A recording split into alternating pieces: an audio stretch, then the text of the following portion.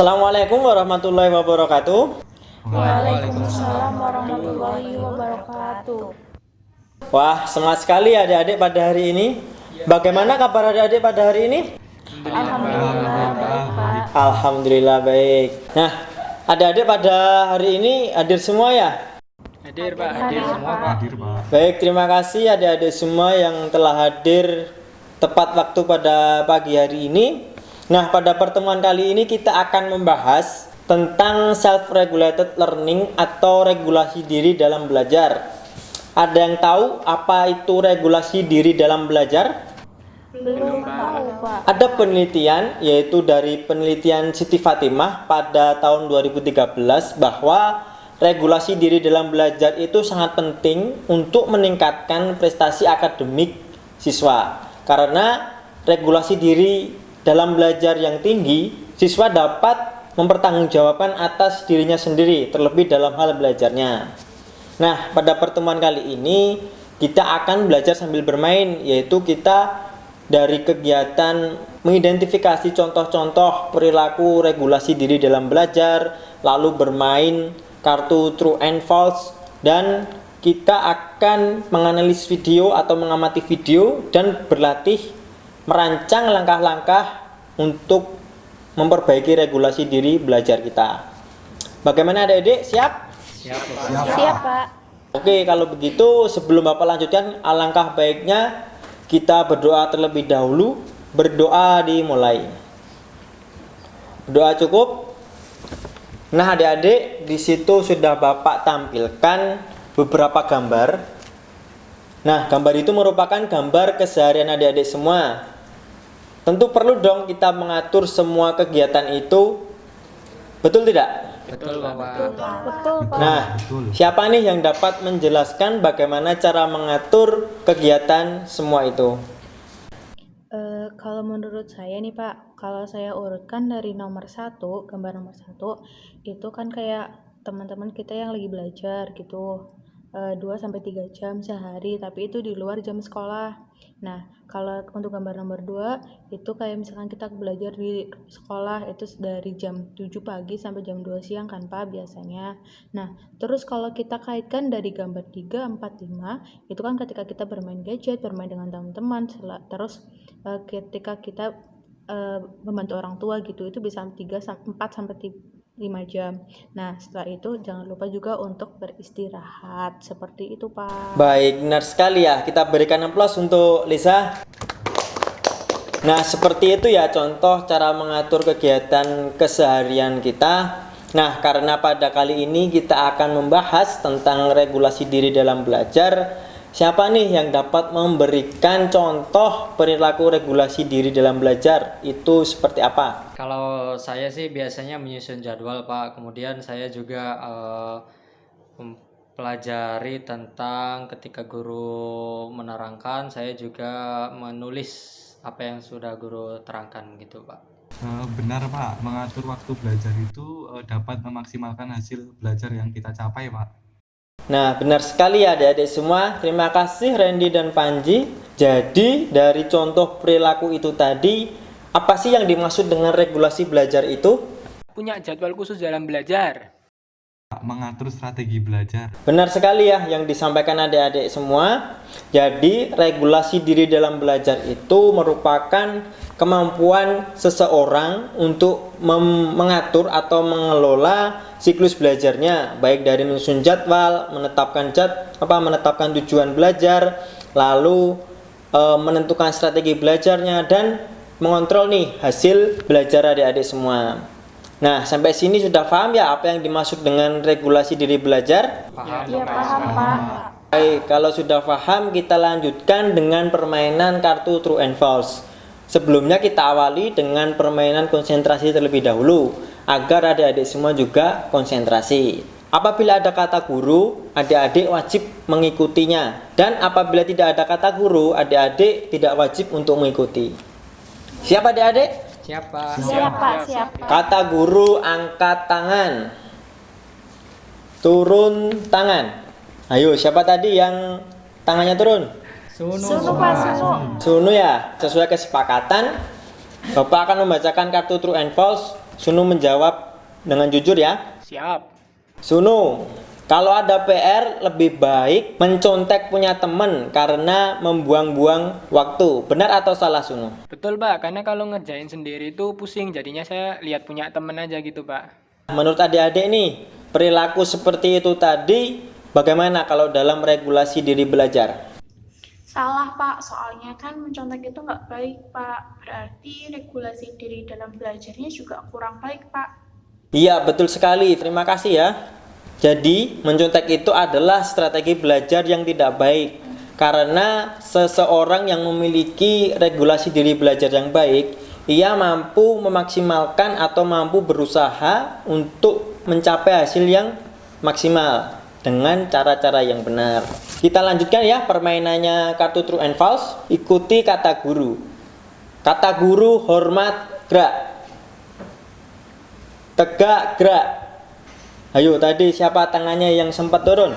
Mita. Mita. Nah, Mita, saya belajar kalau mau ada ulangan. Benar atau salah, Mita? Salah Pak, soalnya kalau belajar itu harus dipersiapkan atau misalnya ujian itu dipersiapkan sebelumnya. Benar sekali, Mita. Terima kasih, Mita. Kita beri plus untuk Mita. Jadi adik-adik, kalau belajar itu jangan pada waktu akan ada ulangan ya. Belajar itu perlu setiap hari ya, paling tidak secara teratur 2 jam lah satu hari. Baik adik-adik, dari permainan kartu true and false itu ada beberapa hal baik yang dapat kita ambil. Kira-kira apa saja adik-adik semua? Mengetahui tujuan belajar Pak. Benar, ada lagi?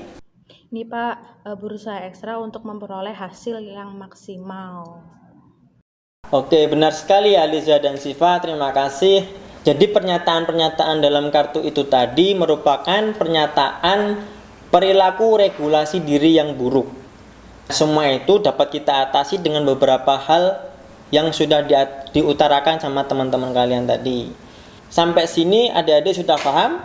Paham loh, Paham Pak. Sudah. Oke, kalau begitu kita lanjutkan. Bapak ada sedikit video singkat terkait dengan contoh permasalahan perilaku regulasi diri yang buruk. Nah, sebelum itu adik-adik silahkan membuka lembar kerja yang pertama yang sudah Bapak bagikan melalui grup kemarin. Sudah di print? Sudah Pak. Sudah Pak. Baik, kalau sudah silakan dibuka. Perhatikan pertanyaannya ya. Bapak memutar videonya. Selamat menyaksikan adik-adik semua.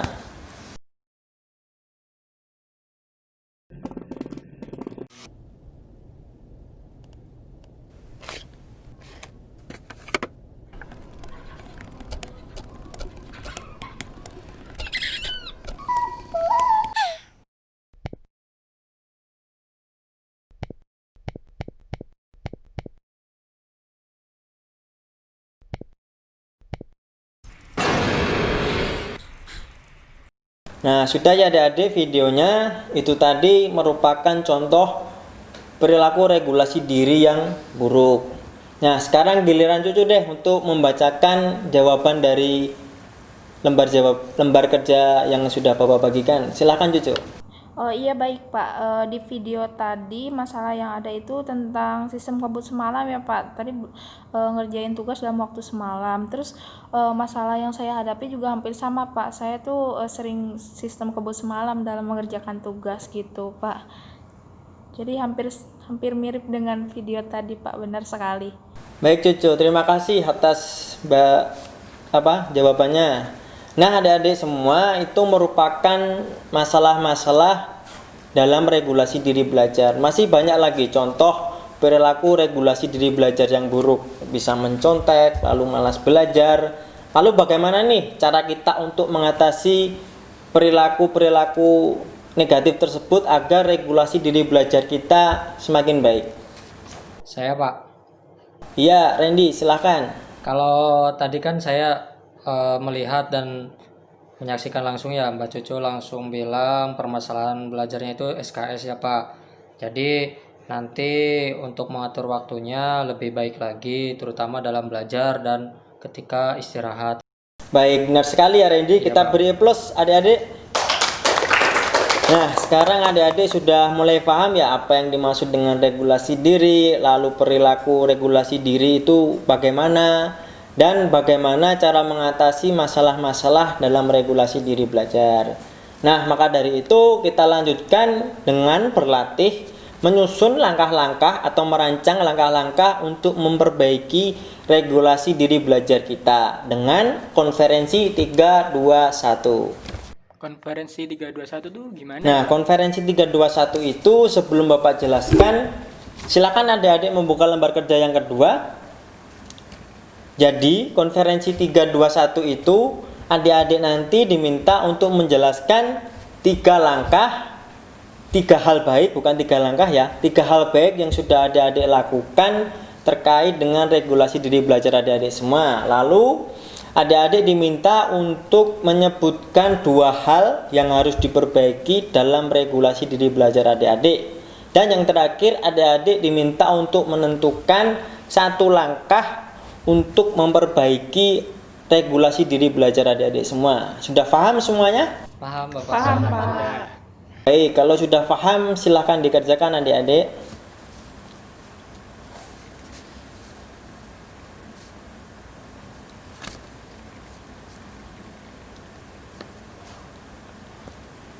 Sudah adik-adik?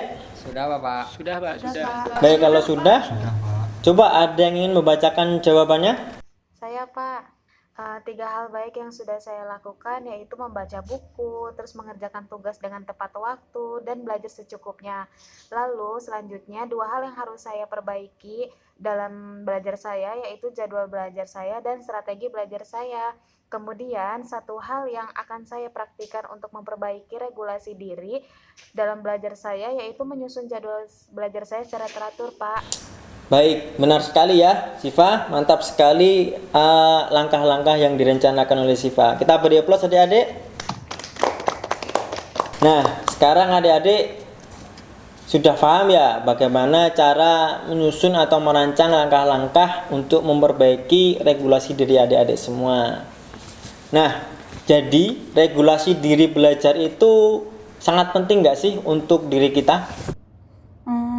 Sangat penting Pak, soalnya regulasi belajar dalam diri kita itu akan berpengaruh pada prestasi belajar kita. Terima kasih. Jadi kesimpulannya apa nih dari pertemuan hari ini? Saya Pak, saya izin. Ya silahkan Randy, Panji ya. Ya, saya.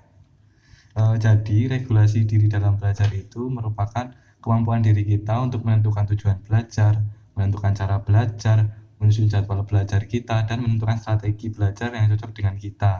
Iya, benar sekali Panji. Terima kasih ya Panji ya. Nah, dari situ manfaat apa sih yang sudah adik-adik dapatkan dari pertemuan hari ini? Saya Pak, Iya Lisa, silakan.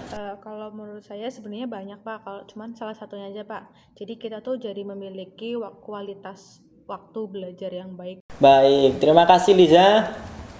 Banyak ya sebenarnya manfaat yang diperoleh oleh adik-adik semua dari pertemuan hari ini tentang regulasi diri belajar. Lalu bagaimana nih kesan dan pesan adik-adik semua dalam kegiatan ini tadi? Kalau menurut saya menyenangkan ya Pak, tadi juga kan ada permainannya kayak gitu, tapi kurang lama permainannya, jadi kalau lebih lama lagi pasti lebih seru lagi Pak. Besok-besok gini lagi, Pak. Bermain tak terlewatkan, ilmunya tetap tersampaikan. Oke, mantap Suno.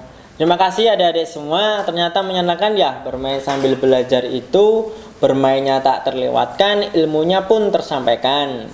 Nah, adik-adik, kita sambung pada pertemuan selanjutnya ya. Pada pertemuan selanjutnya kita akan membahas atau berdiskusi tentang peningkatan regulasi diri belajar adik-adik semua, dilanjut dengan evaluasi.